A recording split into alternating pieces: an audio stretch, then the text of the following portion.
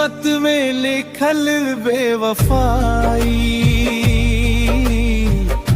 प्यार में मिलल तन्हाई। जिनके दिल से चाहत रही उन्हें दे गईल जुदाई।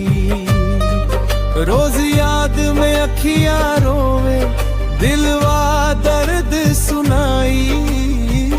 किस्मत में लिखल बेवफाई, प्यार में मिले तन्हाई।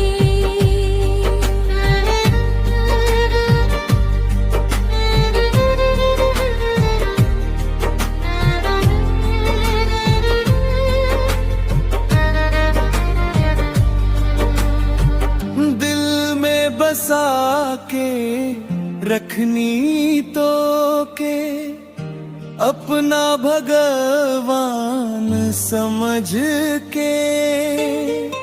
तू तो खेल गईलू जज्बात से, हमरा रुमान को चल के। अब हर खुशी परा लागे, हर सपना टूटल दिखाई। जिनके दिल से चाहत रही उहे दे गए जुदाई।